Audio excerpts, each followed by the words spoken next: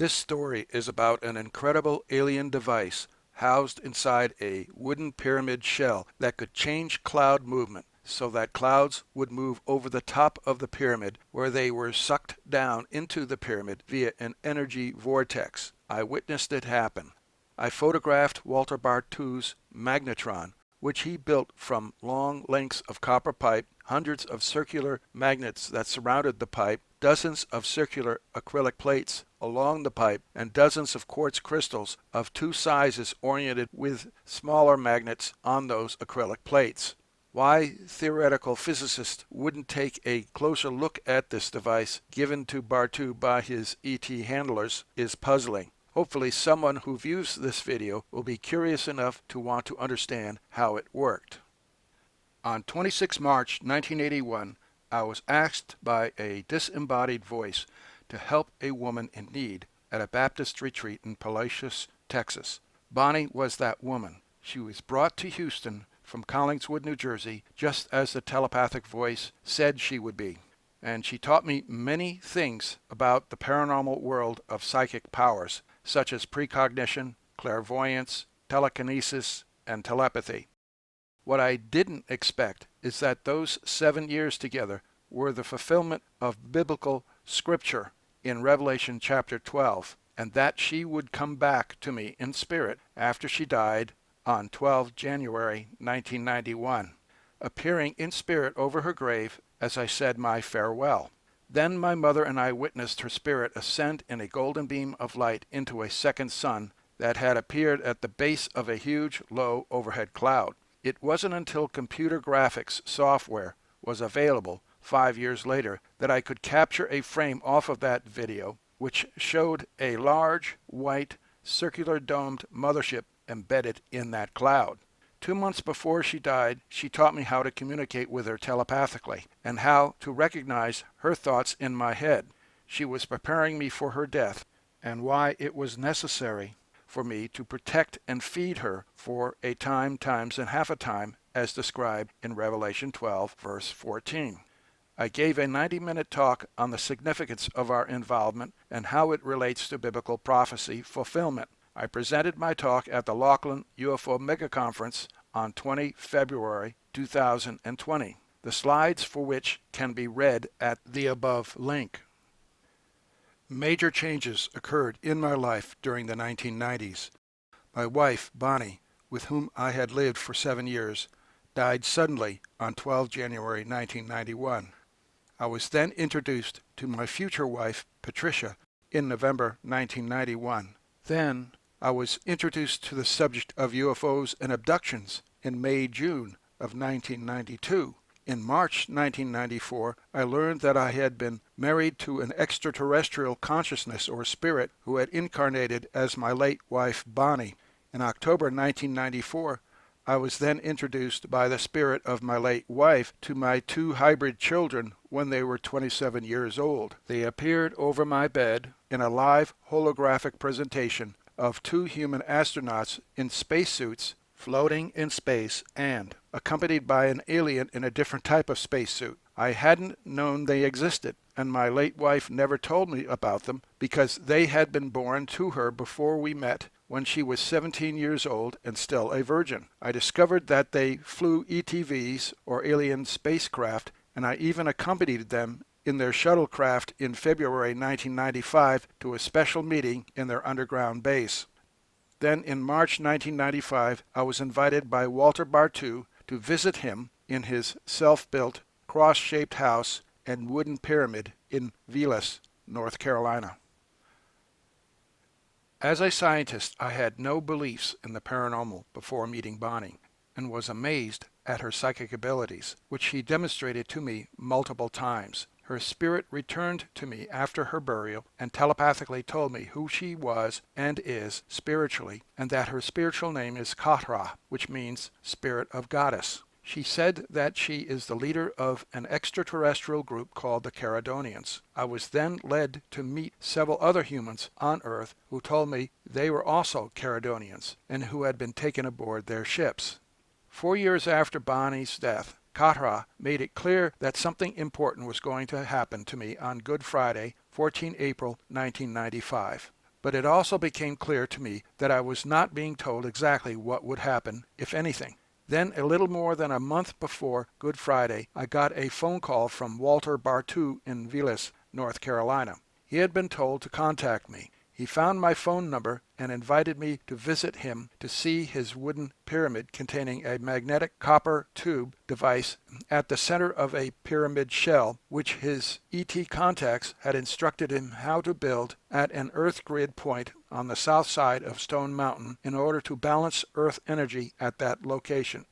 Once I recognized Bartoo's connection to the Karadonians and learned of his mission to help bring in the New Age, that is what he told me, it became apparent that I had to be with him before Good Friday. On 14 March, I traveled from Red Bank, New Jersey to Vilas, North Carolina in 10.5 hours. These experiences were all new to me, and rather than withdraw and reject them as unscientific, I chose to embrace them as a learning experience. I would later learn that many others were experiencing similar paranormal and abduction encounters in the early to mid-1990s, including Dr. Stephen Greer, Dr. Joseph Burks, Dr. Bruce Maccabee, Dr. Carla Turner, and David Wilcock. I met Walter Bartoo on his property near Stone Mountain State Park, just southeast of Bartow, North Carolina. His property sits on the junction of two ley lines. Stone Mountain is a huge granite massif that rises up on one side of a fault line. Mark Patrick Gibbons in projectprove.com states, a ley line is a straight line in the Earth's tectonic plates. This is a scientific fact. What science, though, refuses to believe is that through these cracks in the Earth's tectonic plates, the magnetic energy released are very powerful indeed. In fact, many people have claimed to have felt the energy surge up their body, and some of them claim that they have blacked out as the surge was that powerful. Take the native Indians of the United States. They used to call ley lines I, and their shamans used to use the electromagnetic energy in these lines to help them contact the spirits. End of quote. Stone Mountain is considered a sacred mountain by Native Americans and is a place where contact with the spirit world can be made. I climbed to the top of Stone Mountain when I visited Walter Bartoo and felt the presence of spirit entities there. Wikipedia. Ley lines are apparent alignments of places of significance in the geography or culture of an area, often including man-made structures. They are in the older sense ancient, straight trackways in the British landscape, or in the newer sense, spiritual and mystical alignments of landforms.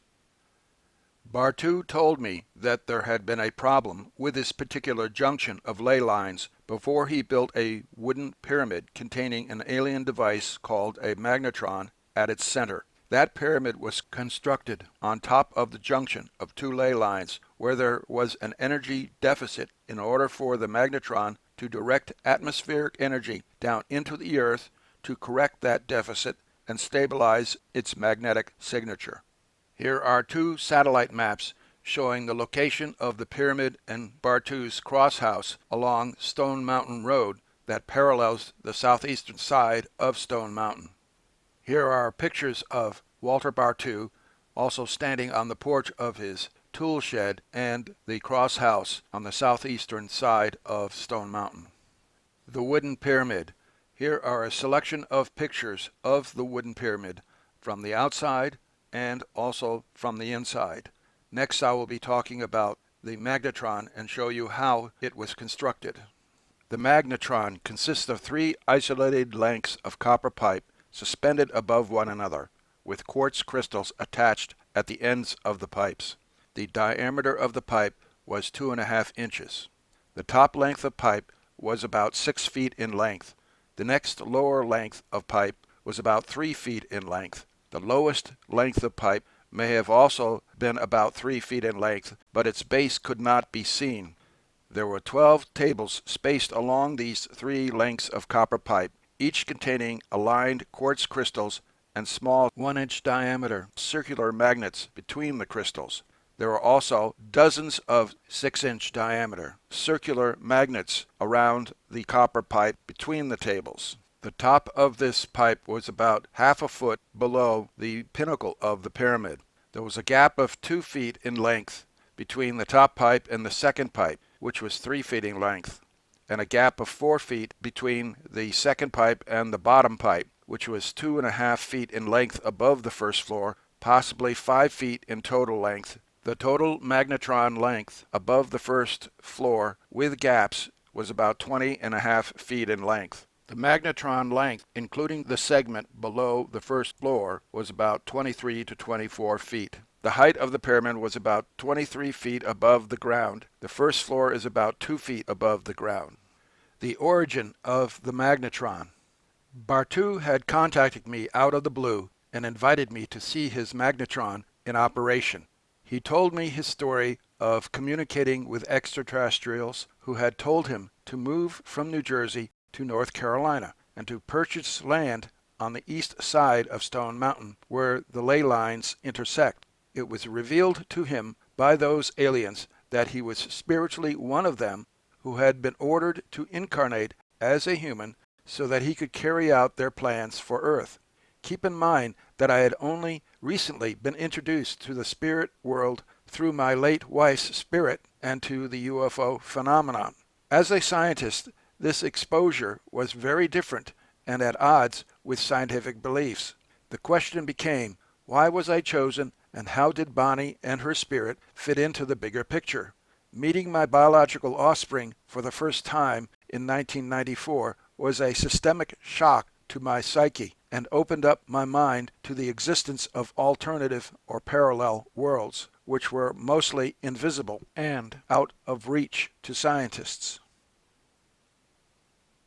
When I talked to Walter Bartoo on the phone, I shared with him my communication with Katra, who claimed to be the spirit of my late wife, Bonnie. I told him how Katra had revealed my spiritual name, Bar, which is also what Bonnie had called me during our 7 years together. He surprised me by saying that his name was Bartow. It took me a moment to realize that we had the same first names and that his last name was Bartow. That connection or synchronicity helped to confirm in my mind that our meeting was important for my education into the invisible world. He shared with me his story of communicating with his alien controllers, who told him to move from New Jersey to North Carolina, where he was told to purchase land on the east side of Stone Mountain. He had little money and had no idea how he was going to accomplish his mission. When he got to North Carolina, he contacted real estate agents looking for property near or on the site the aliens told him to purchase. He was then contacted by a real estate agent, who said she had property exactly where the ley lines crossed. He told her he didn't have much money, but she said she could get a loan for purchase which he could afford. Everything seemed to have been arranged, but by whom? The next problem was purchasing materials to build the magnetron, whose blueprint was downloaded into his brain by the aliens. But first he had to build a house on his new property. Surprisingly, when he put out the word for help, people came to him with building materials and offers to help him build his house. Then he needed materials to build the containment structure for the magnetron. He either was given the design by the aliens or he chose a pyramidal-shaped structure. Again, people brought him building materials and he constructed, with volunteer help, a wooden pyramid at the exact location his ET source had told him to put the magnetron. Next, he needed the materials to build the magnetron. 50-plus feet of copper pipe in 3 segments, 1 long length on top and 2 short lengths on the bottom, circular magnets that would fit exactly around the upper copper pipe, plus hundreds of quartz crystals of different sizes that would be arranged on acrylic circular plates sandwiched between dozens of circular magnets on the copper pipe. This device had to be isolated from the earth but positioned over a copper pipe embedded in the ground as a ground. Both ends of the discontinuous copper pipe would have huge quartz crystals connected to the ends of the pipes and pointing at each other. Even the top of the main copper pipe would have a huge quartz crystal, capping it in the very apex of the pyramid, whose capstone is constructed of 4 triangular, semi-transparent acrylic windows. Not knowing if this device would work, Bartow constructed it with the help of friends and his family. When I arrived at his property, I was amazed. His house was built in the shape of a Celtic cross, and a pyramid stood uphill from his house in the middle of the woods. He invited his friends, wife, and daughter to join him while he watched the magnetron function. I was very skeptical at first, not knowing how one would determine if energy was being transmitted down the copper pipe to the earth without instrumentation. I would soon see the proof with my own eyes. My welcome to the Bartow home. My trip became more than an education in alien technology, but also an education in spiritual experiences. When I met Walt and Judy, they greeted me like an old friend, and I had the strongest feeling that I had known both of them before. When I met their 5-year-old daughter, Adel, I saw her astral body surrounding her before I focused on her. The 7-bedroom, 2-story, cross-shaped house, which Bartow built himself and in which his family lives, is full of energy, and I sensed immediately that other spiritual beings were present, which Walt and Judy confirmed. We spent that first night and the following day becoming acquainted, talking about many alien and spiritual matters. On 16 March 1995, which was a Thursday, Bob Paget and Kate arrived from Charlottesville, North Carolina. Bob works as a press photographer for Reuters and travels around the country. He brought his camera and processing equipment in the event that something newsworthy could be captured on film during their visit. Bob, according to Walt, is one of the Earth people and frequently goes into the woods or fields to commune with the Earth Divas. Walt refers to him as Merlin, the magician, because he has had so many magical and mystical events happen to him. He is a hulk of a man, towering more than 6 feet tall, but has the most gentle personality. He met Kate under very unusual circumstances, and their first encounter was very spiritual. Both claimed to be walk-ins. They spent their time explaining their alien and spiritual experiences and how their original spirits were replaced by the spirits that now reside in their bodies. I could only listen to their fascinating story, having never met someone who claimed to be a walk-in. Their presence and what Kate told me became part of my experience in preparation for what would happen to me on Good Friday. Thursday night, I went to meditate in the pyramid with Kate and Bob. I told them of some of my spiritual experiences and about what Kara had revealed to me. Kate then began to channel her spirit guide, who was male, and her voice deepened as she communicated his message. I was told that while there, that my spirit would be replaced by a walk-in. I questioned the meaning or significance of that revelation and was told that my walk-in would take over and complete my mission, while I could either return to Kara, stay in my body with the walk-in, or become a spirit guide. I asked what that would be like and was told that it would be similar to having an out-of-body experience or astral projection. I told Judy and Walt about the revelation, and they pointed out that they did not know Kate and therefore had little confidence in what she had told me. Judy said that both Kate and Bob claimed to be walk-ins, and Kate may have been projecting her concept of spiritual growth to me as a walk-in experience. I interpreted what Kate said as an option that was being given to me to leave my Earth body and become a complete Karadonian. I also was concerned about leaving my responsibility in the hands of someone else, and about how Pat would react when she discovered that the person whom she married was someone else. I told Kara that I was not prepared to make such a transformation, and if it took place, I wanted to stay in my body with the walk-in. On 17 March, early Friday morning between 1 a.m. and 3 a.m., I woke up in bed to find myself engulfed in white light. I slept in one of the downstairs bedrooms with 2 windows. The brilliant full moon made the night sky glow, but the ground floor room was mostly dark when I went to bed. I had a disturbing dream where I saw bats hanging from the ceiling above me and a large bat flying around my head. I tried to scare it away by waving my right arm. The dream was so disturbing that I woke up to find that I was waving my right arm, something that normally does not occur in a dream state, and making a swishing sound with my mouth that simulated the sound of flapping bat wings. When I woke up and opened my eyes, I discovered that the entire room was aglow in white light. I was surrounded by white light coming from a transient being or entity hovering above me near the ceiling. I studied this being in amazement, noting that it changed shape and glowed brilliant white. This being resembled a giant amoeba that contained a miniature of the entire universe.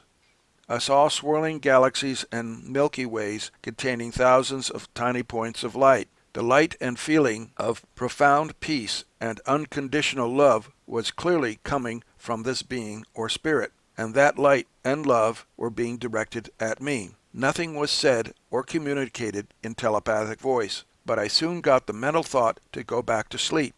My eyelids became very heavy, and I tried unsuccessfully to keep them open.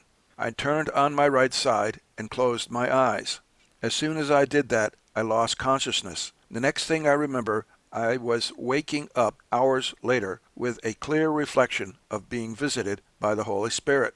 My energy level had increased, as had the vibrational frequency of my body, which had been apparent ever since I arrived at the Bartow residence. That morning, over tea and coffee, I told Walt and Judy of my experience. Walt then told me that his spirit guide had told him that I would experience three things during my visit. Number 1, the full moon. Number 2, the energy vortex in the pyramid. And number 3, baptism by fire. The moon was full and brighter than I had ever seen it before. I stuck my hand in the energy flow of the magnetron, the crystal magnet column in the pyramid, and felt a strong galvanic response. I soon began to feel pain as though I had stuck my hand in an electric current. The encounter with the Holy Spirit completed that prophecy given to Walt. The next day, Saturday, the 15th of April, I recognized a change in my spiritual clarity or a decrease in my spiritual opaqueness. When I go into an altered state, particularly during a sexual orgasm, I see a pair of silver discs or eyes surrounded by golden fire. Normally, these discs are black with only a hint of glow around their perimeter, like that of a solar eclipse by the moon. That morning, I saw that half of each disc was missing, and I was looking into brilliant white light behind the hemidiscs. The top half was now open, while the bottom half was still blocked inside the entrance to a pair of tunnels of white light. In addition, my lungs were now clear and unrestricted by scar damage from breathing toxic acid fumes in college. Before my baptism in fire, I was not able to fill my lungs completely and heard a wheezing sound from restricted bronchial passages. X-rays showed scar tissue in my lungs. Now I can breathe freely and can fill my lungs completely. I had been healed by the Holy Spirit. After my conversation with Walt and Judy, Katra told me that I had been purified by the Holy Spirit, and that about half of my spiritual healing power had been restored. I then felt as though I was a composite spiritual being with two spiritual components in one physical body. The amount of spiritual energy I then felt inside me had increased. I felt more buoyed up and supported, more confident and self-assured, and more at peace and filled with love than ever before. Walt gave me 2 tests in order to determine if Katra was who she said she was. He said that his medical condition had deteriorated significantly in the weeks before I visited him and wanted to know if Katra could heal him or reverse the direction of his health. He had bad circulation in his left elbow, which produced swelling like that of a tennis elbow. He also had restricted arteries to his heart and had had a pacemaker put in years earlier. But he said the battery in his pacemaker was dead, and he was experiencing sharp pains in his chest. He felt that his health was deteriorating rapidly and wanted me to ask Kara to heal him, which he said she would do for anyone I designated for healing. When I arrived, Walt told me that the swelling in his arm had decreased significantly, but he was still expecting chest pains. I asked Kara if she were still attending to his health, and she reassured me that she was taking care of his problems and that his recovery would be slow due to the gradual reversal of his problems.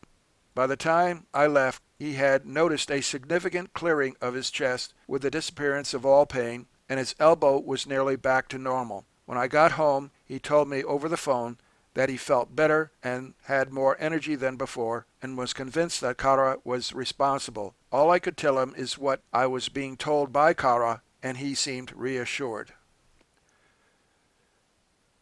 The second test came on Saturday, the 18th of March, 1995, when Walt wanted to know if Kara could send an alien craft to hover over the pyramid for photographs. Bob was prepared to send the best photograph on the press wire around the world as testimony to the existence of UFOs and the importance of Walt's pyramid. I asked Kara, and she said she would see what she could do, her usual response. About an hour later, Walt asked me if Kara was sending a craft, and I checked with her to find out that she was still arranging for a craft to be sent. Walt and Bob made comment to the effect that a general can always get a jeep out of the motor pool when he wants one, and Kara responded to me that there was significant risk involved to her people, not to mention the risk to us once the picture was sent out on the wire. Walt said that he was under surveillance by the CIA and FBI from time to time and had no doubt that his house was bugged or that someone in the government was listening to our conversations. About an hour later, I told Walt and Bob that Kara had found a craft and was sending it to our location. I went outside to wait for the craft. I somehow knew that it would appear over Stone Mountain above the pyramid and sat on the tailgate of my truck watching the clouds being swept or funneled towards the pyramid by the energy being drawn down into the pyramid. As each cloud appeared over the mountain ridge, it began to expand and dissipate as it moved over the energy vortex coming from the pyramid. The cloud would begin to descend, expand, and disappear around the edges until it had completely vanished. I then noticed that most of the clouds coming over the mountain were coming over that same place as if being directed to the pyramid. Only a few large stray clouds that managed to traverse the mountain did not break up as did clouds over the pyramid. It was clear evidence for the validation of a vertical flow of spinning energy going down into the pyramid, which made the perimeter of each cloud twist and explode outward before disappearing. As we sat on the tailgate of my truck, and others were seated in the truck bed, Bartow told us, especially me, since the others had already seen this happen, to watch the clouds as they traveled from west to east over the top of Stone Mountain, which towered above the pyramid behind it. As the weather front and winds changed direction, they carried the clouds towards the pyramid. I could tell something unusual was happening because the small puffy clouds began to change direction and converge on the pyramid location. At first this was unbelievable, but seeing is believing. This process didn't happen once or twice, but continuously, as cloud after cloud changed direction towards the location of the pyramid. What was most extraordinary is that when each small cloud moved over the top of the pyramid, it was rapidly sucked down into the top of the pyramid and Magnetron, as if in a spiraling energy vortex. Two other people arrived as Walt, Judy, Bob, and Adel gathered at my truck, waiting for the craft to arrive. When Walt came out, he pointed to the mountain where we were looking and said, "That is where the craft will appear." This statement supported what I was told, and I got the feeling we were experiencing synchronicity. Walt wanted a large mothership to be sent, but I knew that we would be lucky to get any craft. As noon approached, I became more anxious, asking Kara several times if a ship was really being sent. Each time she reassured me that one was on its way. I told her that I was going way out on a limb for this one, and that if I was not receiving correct information, my credibility and hers would be severely damaged. She again reassured me. As we waited, we saw 2, then 3 high contrails of military jets moving in the direction of where the craft would appear over the mountain. Several of us commented on the synchronicity of those jets and their convergence over our location, which only heightened expectations that something big was happening. Then, to our surprise, Adel exclaimed that the aliens were talking to her. She said she was receiving a clear telepathic voice, which was telling her the ship was on its way and would arrive shortly. She became very excited, having earlier expressed fear that the aliens would take her. We told her that would not happen, and that the aliens that were coming were friendly. When she began getting messages, she found herself in an unusual position of monitoring the approach of the ship for all of us. Because Adel had been selected, we all felt comfortable that the information she was receiving was accurate and not suspect due to any bias or conflict of interest. She reported that the craft was 12 minutes away, which meant that it would arrive at about 12:36 p.m. Then Adel began reporting variances from that schedule as if something was wrong. The craft was 8 minutes away, then 4 minutes away, when only a minute or 2 had passed, and then about 12 minutes away again. Suddenly she reported that the craft was on the ground and had crashed. Some of the aliens aboard had been killed by a direct hit from hostile fire, she said. Several minutes later she reported, as we all hung in suspense, that the craft had regained lift and was trying to regain altitude. I asked Kara what was going on, and she said, "We have an emergency." That is all she said to me. Adel then said that the craft was still trying to make it to our location, but then had to return to neutral territory because it was still being pursued. Later, Kara told me that the craft had been hit by one of the Star Wars weapons in space and had barely avoided a serious crash. She said that several crew members were killed. I felt terrible and sent my condolences to their loved ones, which Kara appreciated and said she would pass on. The test had turned into tragedy, at least in terms of what was being reported to us. I thank Kara for giving us this information so that her credibility and mine remained intact, knowing all too well that we had received too little information to verify any of it. Whether a ship had been sent or not, Walt's test was answered with a performance that convinced everyone there that Kara was real and was indeed the leader of the Karadonians. We waited around until 1:15 p.m. before disbanding.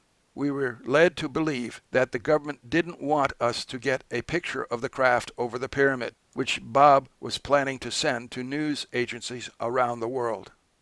I tried to capture this event on film, that is, the clouds being pulled down into the top of the wood pyramid, but the speed of the process was too fast to anticipate every shot, and only one picture above shows a disappearing cloud to the left of the larger cloud in the process of being stretched downwards towards the pyramid apex. The larger cloud to the right then moved over the pyramid, and it too was stretched downward in the vortex into the magnetron and Earth.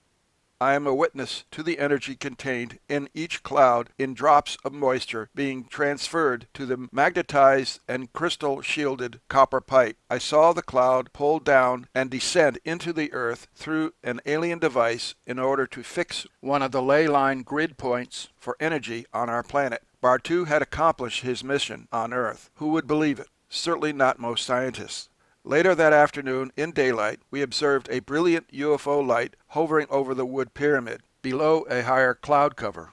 Was this the alien craft sent to us by Kara? Or was it another craft that was sent in order to give us confirmation that what Kara had told us was true?